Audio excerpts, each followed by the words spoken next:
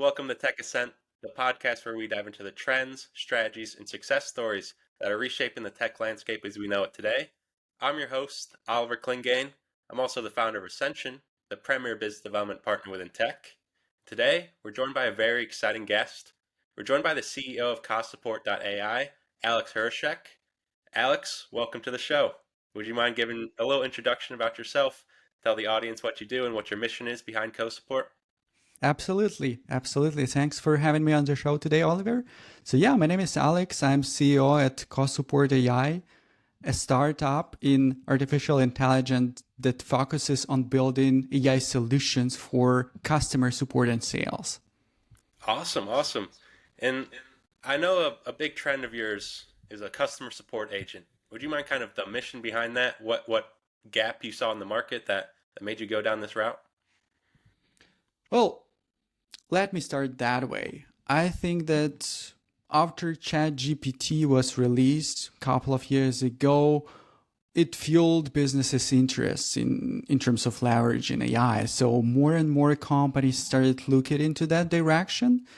But even before that, we started our R&D. So we saw the gap back there even before ChatGPT was released because the customer support was always one of the core components for any business, because if you don't invest in customer support, you're just losing your customers. And no matter how much you invest in marketing to get new customers, you're gonna lose them all if you cannot keep up with customers' expectations. So we tried to develop a solution that would help support teams handle support requests faster, providing them with accurate reply suggestions. So that was the idea like 5 years ago, I would say. And then ChatGPT was released.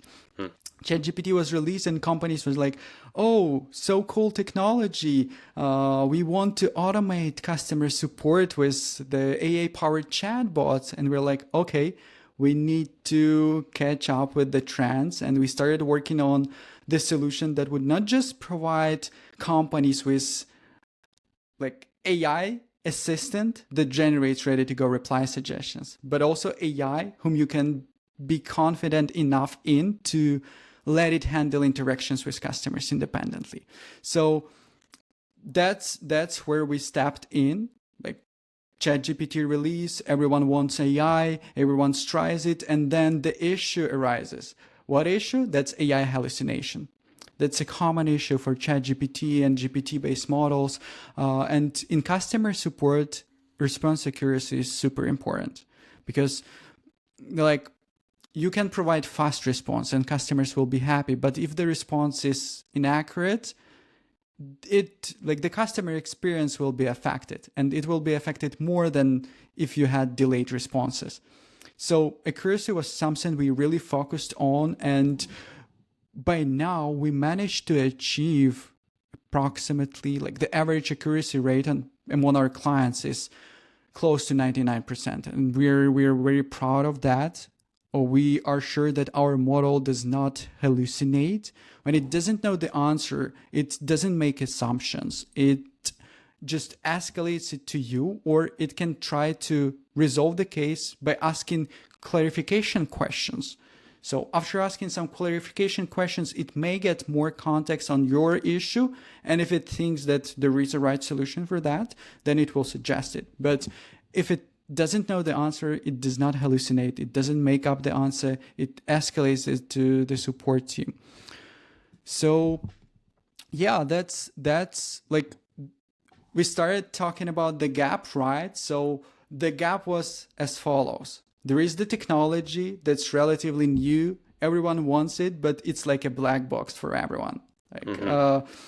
If you don't know how something works, you're hesitant to implement it company-wise. So the gap was to create the demand, I would put it that way. Because AI can really do a lot and bring a lot of benefits to a business. Like it can save a lot of operational costs. It can improve your customer support experience. It can drive sales, even that. But a lot of companies just are hesitant to implement it because Like that's new technology. It requires some organizational shift. And come on, we've been doing customer support with human agents our entire history. And only like 10 years ago, chatbots were introduced. We now have conversational AI. So companies just start playing around, see how it works, and only few implement. Hmm. No, it sounds like a great piece of tech you guys are building. And you mentioned it there. There's that hesitancy around adoption because it is a newer tech. Things like ChatGPT kind of benefited it because people have a bit better understanding of what AI is now. What other kind of challenges or even opportunities do you see in the space? Okay, that's a good question. First of all, I put data quality because in AI field, as in many other fields, there is this golden rule: garbage in, garbage out. So building a good knowledge base for AI is not an easy task. And AI relies heavily on data. If the data is corrupted, then you can expect poor outcomes. So yeah, data quality would be the first challenge, and then secondly, that's for sure the customer trust, because building trust in AI-driven interactions remains a challenge, especially after people experienced so many useless chatbots that were like saying something like, sorry, I don't understand you, please rephrase your question. So people were left in the loop, having a hard time solving their issues. So it's really hard to trust after such an experience. Hmm. And how do you overcome that? Because a lot of people we've spoken with, they face kind of similar problems. Is because AI boomed so hard, there was kind of that peak of everybody was selling AI solutions, everybody's buying up AI solutions, but a lot of them didn't fulfill on their promises. So now companies today are left facing that kind of uphill battle. How do you guys kind of overcome that? What strategies do you guys have in place? Yeah, that first of all, that's our unique AI architecture that's patented in the US. So we have unique approach to response generation process and data anonymization. Data processing. And that means that we control the response generation process. And here you can count on us when it comes to AI for customer support. How to test it? Well, we have a free trial. You're happy to submit our demo form. We'll set up a custom demo model for you, kick off the 2-week free trial, and you'll see the results. So unless you see, you won't know, right? So we provide you with the opportunity to test our model. Secondly, how we overcome things like where people come and they're not willing to communicate with AI right from the beginning. Like those guys that start conversations with connect me with human, escalate the request. So we found a solution to that. So our AI, before escalating, it actually tries to triage ticket.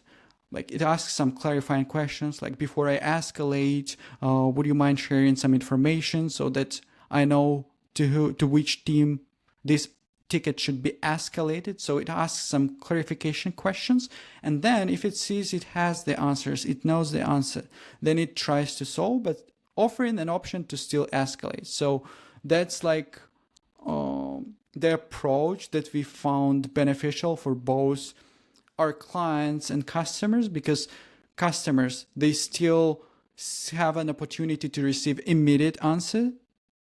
If it's good, then they're happy. If it's not good, they can confirm that it's not good and just escalate.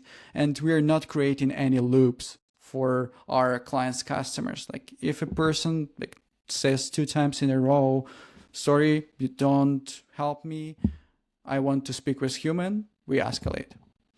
No, perfect. And you mentioned your technology is patented in the US.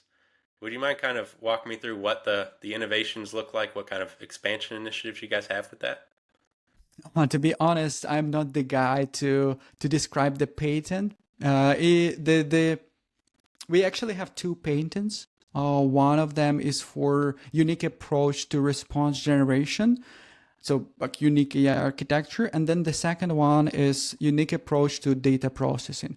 I know a bit more about the data processing and can tell about it. So in a nutshell, before training our AI models, we completely anonymize data. So once we get access to our clients' data sources, we anonymize data on the fly, meaning we erase any sensitive or confidential information such as names, emails, credit card details. Like there are more than like 20 parameters that we remove from the data set.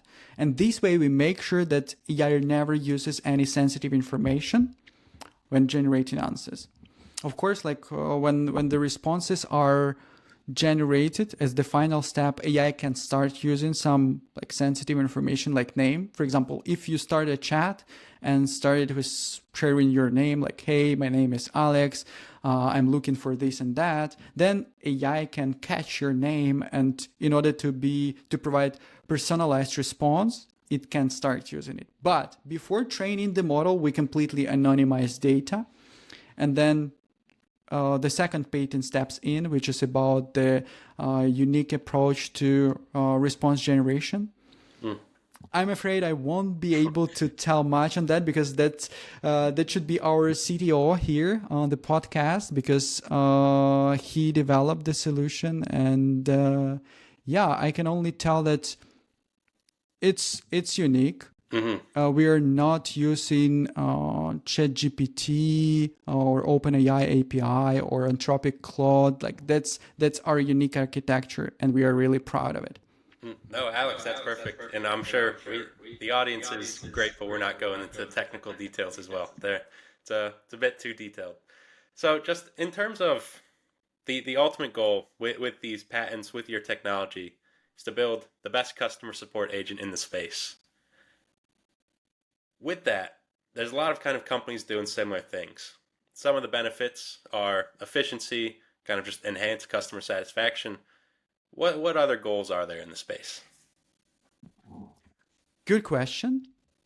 I would agree with you that right now the AI sector, it grows and grows significantly, and consequently the competition grows as well.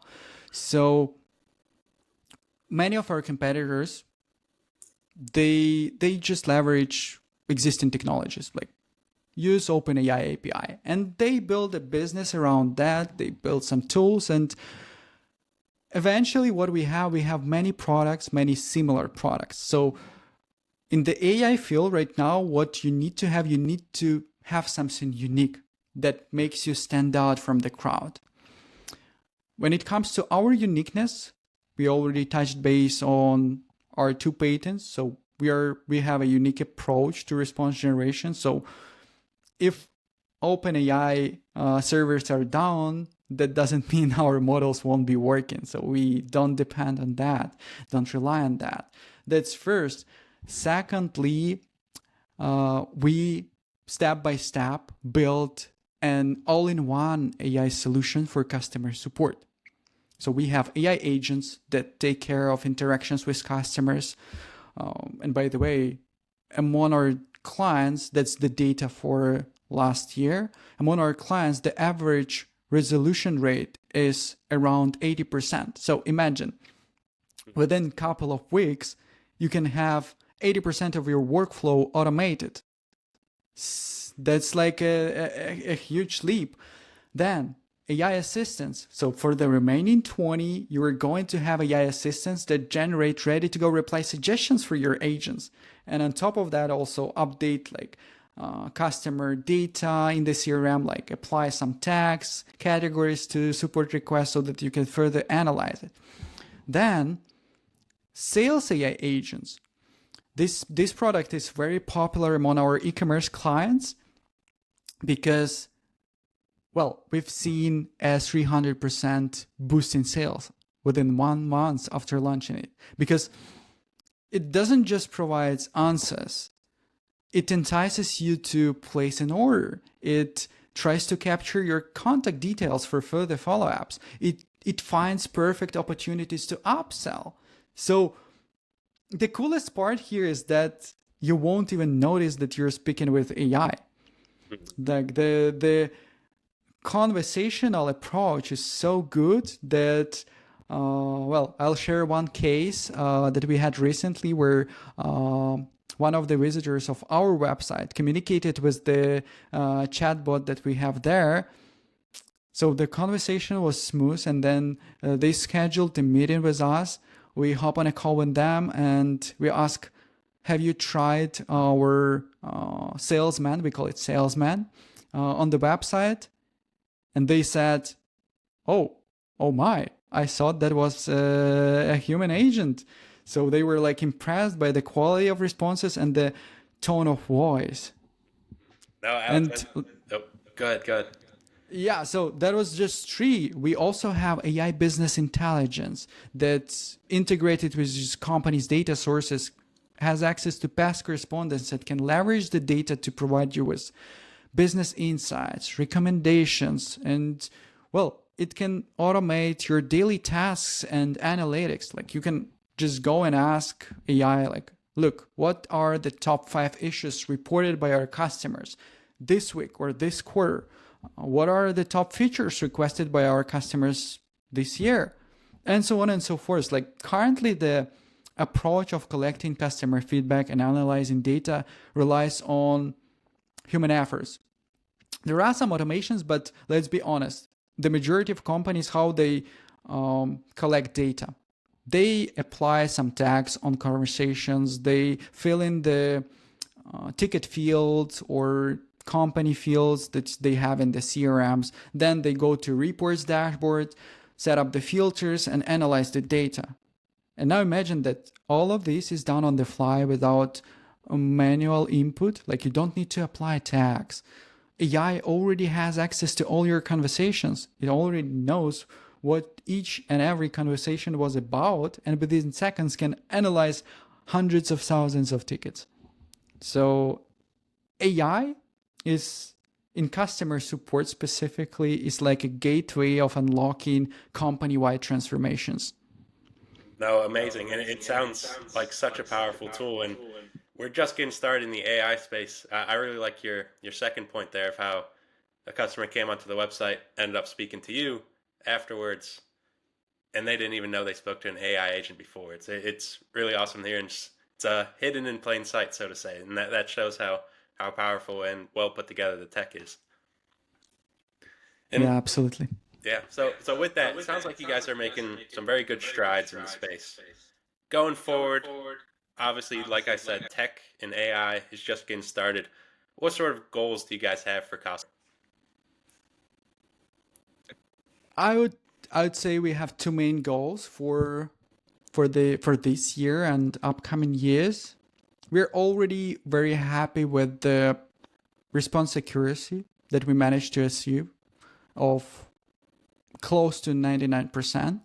So this year we'll focus more on polishing out our solutions based on our clients' feedback, because if you build a product that's not based on your client's feedback, you're building a product no one needs.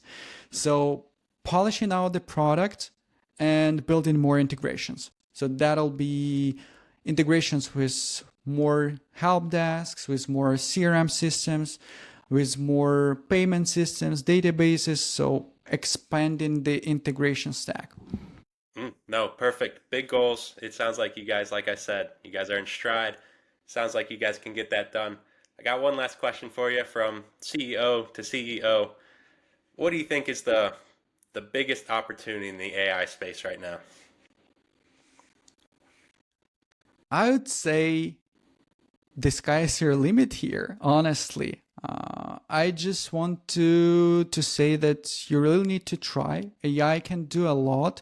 Like right now, what we see a boom of AI. Companies that were never into AI, they now launch AI related features. And what I think will be happening that more and more companies like eventually will rely on AI one way or another, and not just businesses. That's also for personal life. So how what I expect in the nearest future is that companies those who are a bit familiar with AI, that would start automating more and more processes with the help of AI and launching more and more AI related features in their products and services. Those who don't yet trust AI will start at least trying different AI tools like AI assistants where you have control over like what will happen eventually. And for personal life, AI will accompany us almost everywhere. Like Microsoft and Apple already announced their AI copilots that can do pretty much everything, starting from like drafting an email for you to placing an order. So AI will be everywhere. Companies will be using it more and more frequently. And opportunities, honestly, the sky is your limit here. It's shaped, like let's take customer support as an example. You use AI and what you get? You get 24/7 coverage for your customers, multilingual support. So even small businesses can now have 24/7 coverage to support their customers and support them in different languages for very, very small price. Because hiring multilingual agents is expensive, and having a team that covers 24/7, very expensive. So that's first. Then customer satisfaction increases because people nowadays they are getting used to immediate answers, to 24/7 coverage, to multilingual support. Like, if you like what they expect, if they see such an example, like there is an AI that works well, it's always available, it can resolve my requests fast, they would expect the same approach for other companies. And if you cannot keep up with that expectations, your customers will just go to your competitors who already leverage AI. So going back to my initial point, customer satisfaction increases because people can have their problems solved faster. Then business intelligence. Lost customer feedback was a problem for decades. Like it was really hard to extract the data and analyze it. But now with the help of AI, you can really understand what customers want, what their issues are, what you need to do with your business to have it up and running. And AI can assist you with making more informed decisions. Sales AI, boosting sales. So these are just our products. We have AI that generates video. We have AI that generates images and marketing content. We have AI that creates music. So AI will be in each and every sphere. Mm-hmm. No doubt. And I really like the line you said because it just continues to ring true. It's the sky's the limit. In this space, it's just going to continue evolving. We're so early into kind of the life cycle of AI, especially the adoption side, that the more people that adopt it, the more innovative they're going to become and the farther it's going to go. So completely agree. Yeah, The and sky's the limit. the competition, by the way, will be also growing significantly. Like, have you heard the news about the Deep Seek release Yeah, I saw recently? that. Yeah, so I expect that there will be some sort of a cold war in the field of AI. So there Mhm. will be a fight because guys just released the product yesterday. They invested in it like 5.6 million, while OpenAI invested $6 billion, and DeepSeek says that their product is better. So there will be a fight that will shape the market. So we'll Mhm. see the competition, we'll see more and more features, more and more interesting approaches to leveraging AI. So yeah, we're entering an interesting era.